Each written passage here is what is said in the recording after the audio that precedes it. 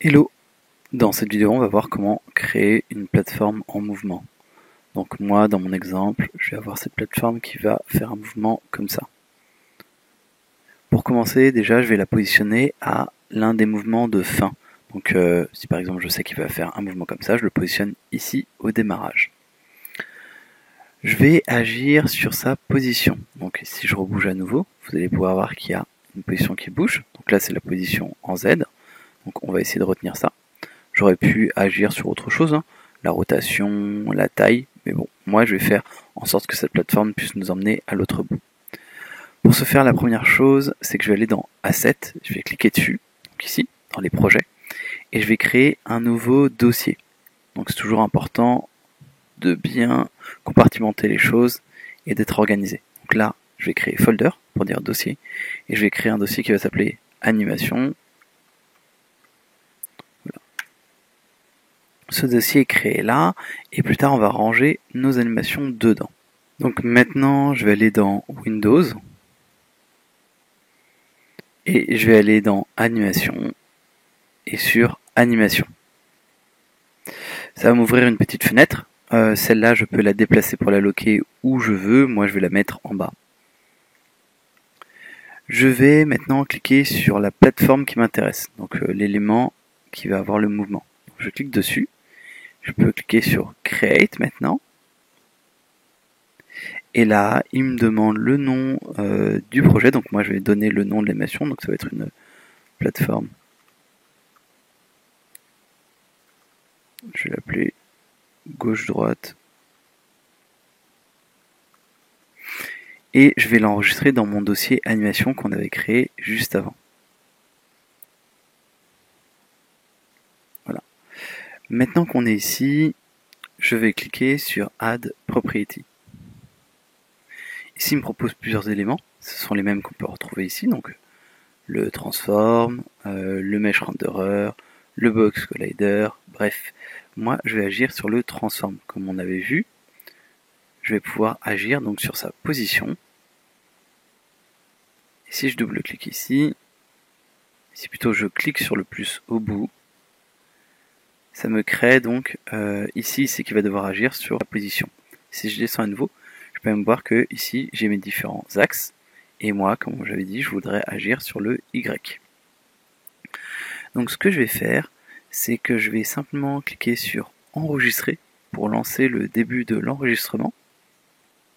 Hop, voilà.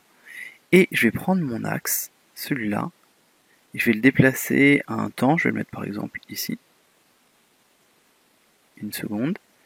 Et je vais maintenant déplacer, maintenant que je suis bien sur cet axe-là, avec la ligne ici, je vais déplacer pour dire là où je voudrais qu'il soit à la fin du mouvement. Je voudrais qu'il soit à peu près là, ça me semble très bien. Et je vais recliquer sur le bouton enregistrement pour arrêter l'enregistrement. Donc à présent, si on clique sur lecture, on va voir ça, on va voir ce que ça donne. Donc on peut voir dans l'animation, ici, dans la scène, qu'en fait on a bien le mouvement, la plateforme part jusqu'à aller buter contre l'autre plateforme bout, mais ensuite il se retéléporte et il revient au démarrage. Donc on a quelque chose un peu en dents de scie. Soit on peut laisser ça, mais si on veut avoir une animation fluide qui a l'air de faire un mouvement, on va corriger ça tout de suite. Alors, je vais couper le game. Je vais revenir ici dans l'animation, en cliquant là. Et je vais aller dans ma timeline pour dézoomer un petit peu. Donc ce qu'on va essayer de faire, c'est de faire en sorte que cet emplacement-là, qui est l'emplacement donc de la plateforme lorsqu'elle est ici, soit on le retrouve à 2 secondes. Donc on aura en effet la plateforme qui sera de là au démarrage, qui va aller cogner ici, donc à ce temps-là, et à 2 secondes, on va lui demander de revenir. Pour faire ça, je vais cliquer ici, je vais récupérer les clés, donc je vais faire un CTRL-C pour les copier, je vais déplacer ma ligne ici, et je vais la mettre à 2 secondes, je vais lancer l'enregistrement, et là, ici, sur cette ligne-là, je fais un CTRL-V. Donc on va pouvoir maintenant couper l'enregistrement et on va pouvoir vérifier si ça fonctionne.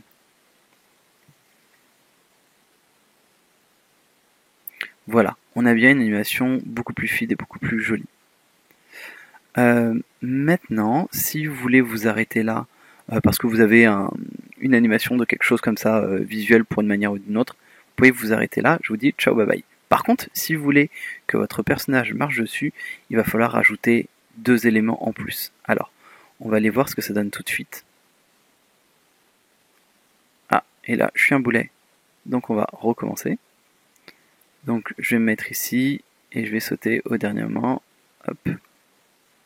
Voilà. Alors, vous l'avez peut-être pas très bien vu, mais en fait, je suis resté une seconde sur la plateforme, et quand elle s'est déplacée, en fait, je ne me suis pas déplacé avec, je suis resté sur place, et donc quand la plateforme s'est dérobée sous mes pieds, je suis tombé, tout simplement. Cette fois-ci, c'est pas une maladresse de ma part. On peut voir là, hop, voilà, on a pu voir dans la scène que je suis tombé. Ce qu'on va faire, c'est qu'on va corriger ça. En fait, le problème, c'est que le personnage reste dessus, mais il ne suit pas le mouvement de la plateforme. Pour faire ça, il faut faire 2 choses. Déjà, il faut cliquer sur la plateforme, et je vais ici, donc elle a un box collider classique, ce qui permet donc de marcher dessus. Je vais lui rajouter un deuxième box collider, donc je vais faire add component, je vais faire donc box collider, donc je lui en rajoute un deuxième, et celui-là, donc je vais le modifier, donc je vais cliquer ici sur edit, je vais aller là, et je vais donc le mettre un peu plus haut,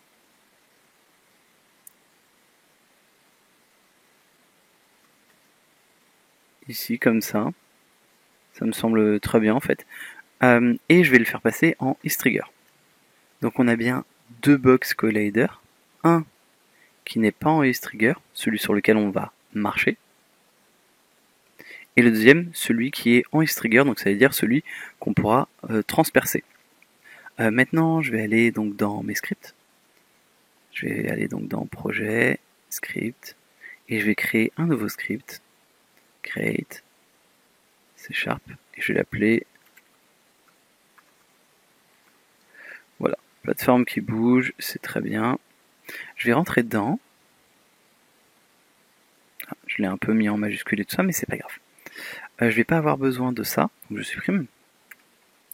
Et ce qu'on va faire, c'est qu'on va utiliser un onTriggerHunter, donc pour agir sur la partie de la plateforme qui est en onTriggerHunter. Donc je vais faire void onTriggerHunter. Et là, qu'est-ce que je vais dire? Je vais dire que lorsqu'un personnage qui est donc le joueur, donc je vais mettre other GameObject.tag, donc le tag player qui va désigner donc le joueur.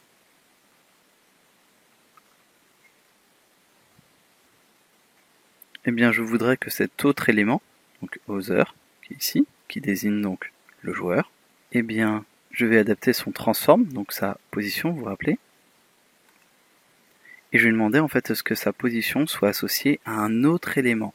Pour faire ça, pour associer un autre élément, c'est-à-dire quand on glisse un élément à l'intérieur d'un autre, eh bien c'est la notion de parent et enfant, donc je voudrais qu'il soit associé, que son parent soit, eh bien, il va être associé à la position de l'élément qui a ce script, donc le script, celui qu'on est en train de créer. Et qui aura ce script-là? Eh bien, ce sera la plateforme en mouvement. Donc ça va nous permettre à ce que le joueur soit collé dessus. Mais maintenant, ce qu'on voudrait aussi, c'est que là, lorsque le joueur n'est plus sur cette plateforme-là, eh bien que sa position ne soit plus associée, à cette plateforme, donc pour qu'il puisse reprendre le cours de sa vie. Ce que je vais faire, c'est que là, dans un premier cas, on avait fait un onTriggerHunter, donc on est rentré dedans, et bien là, on va faire la même chose, sauf qu'on va pas faire Hunter, mais on va faire Exit, comment on sort.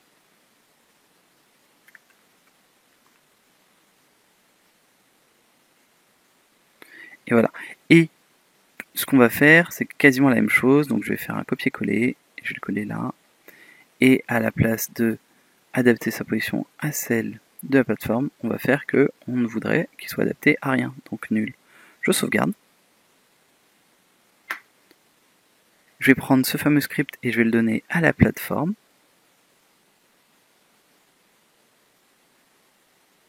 Et on va pouvoir tester ça tout de suite.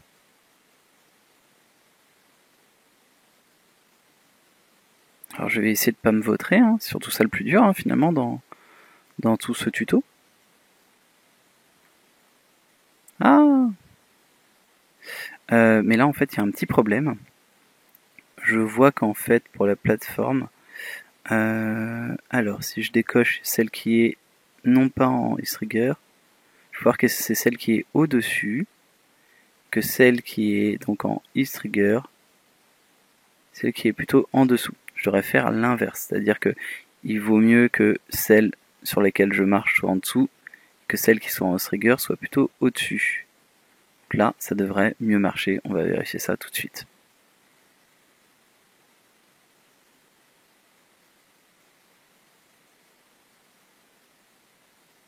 Ah, j'ai été trop pressé.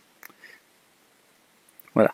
Bon, après quelques essais coupés au montage, j'ai enfin réussi à sauter dessus.